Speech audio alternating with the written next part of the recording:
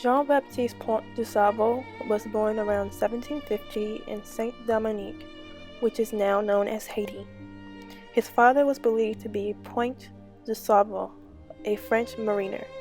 His mother, believed to be named Suzanne, was a young African slave girl from the Congo who was captured and taken to Haiti.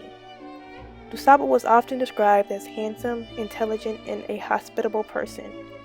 According to my sources, DuSable stood at 6 feet tall. He was industrious, imaginative, and enterprising, all traits that helped him be a great businessman. As a polyglot, a person who is multilingual, DuSable spoke French, English, Spanish, as well as several Native American dialects. In 1755, he traveled with his father to France, where he was well educated and learned the European languages. During his travels, he collected European art as well as rare pieces. During his early 20s, DuSable left his home for America, more specifically New Orleans, Louisiana. With his childhood friend, Jacques Clemorgan, DuSable set sail for Louisiana, but during the voyage, DuSable got injured. When he got to Louisiana, he could not prove he was a free man by using documentation, and therefore he was almost enslaved. But due to the help of a French Jesuit priest who protected and cared for him until he was healthy enough to travel, he was able to not become enslaved. Once he was healthy enough to travel, DuSable moved up the Mississippi River, traveling with a Native American and settling in Peoria, Illinois, for a while before going to Chicago. There are many variations of this story. One suggests that instead of DuSable being sick during the voyage, that his friend, Clemorgan, was the one who fell ill, which resulted in DuSable needing to seek work to support them. Another suggestion is that instead of Clemorgan being a white Haitian, he was also Negro. No one knows which story is truly accurate, but for the sake of this documentary, I'm mentioning all information that I was able to gather. As previously stated, DuSable was very fluent in many Native American dialects. While trading furs with the Choctaw Native Americans one year, DuSable met Chief Pontiac, who asked him to arrange a peace treaty between the Ottawa, Miami, and Illinois tribes. This resulted in him being very respected by natives in the Midwest. Around 1778, DuSable married a Native American woman named Kittihawa, also known as Catherine, with whom he had 2 children, a son and a daughter. Jean Baptiste grew his estate from 30 acres to 800.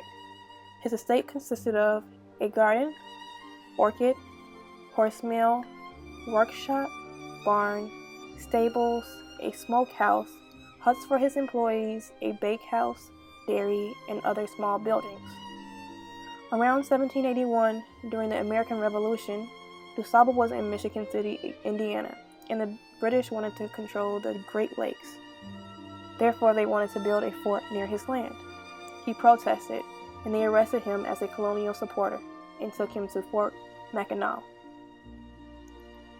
He then returned to Chicago after he was released to reclaim his land and reestablish his trading post in 1784. Around 1800, both Catherine, his wife, and DuSable Jr., his son, died, just leaving him and his daughter Suzanne.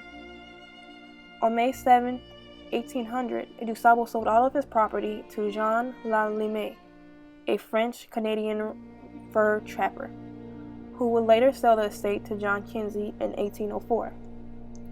DuSable moved to St. Louis, Missouri with his daughter, where he died on August 28, 1818. Many say that DuSable became poor before he died, which resulted in him being buried in an unmarked grave in St. Louis.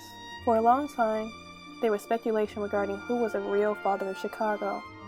John Kinsey was thought to be the true father of Chicago for a short period of time.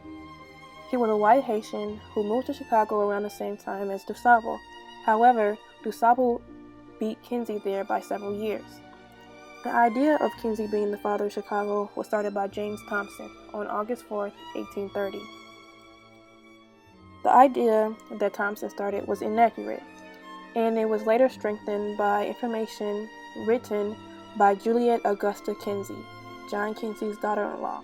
Another clue that proved John Kinsey being the father of Chicago was a myth was evidence found on the outside of the Kirk Soap Factory, which was located on Pine and Kinsey Streets in Chicago. The building had a plaque hanging which said, "On this site in 1772, Jean Baptiste DuSable, a Negro from Santo Domingo, built the first cabin at Chicago." The year is a big indicator in showing the inaccuracy of James Thompson's statement that John Kinsey was a rightful title holder. If DuSable in fact did exactly as the plaque said, that would mean DuSable settled in Chicago 30 years prior to when Kinsey did. Throughout this video, I presented a lot of facts and information. A lot of these facts are hard to prove or are sometimes a little inaccurate. We definitely know that DuSable was definitely the first settler of Chicago. However, some of the details regarding how he got there and his life beforehand are still a little fuzzy.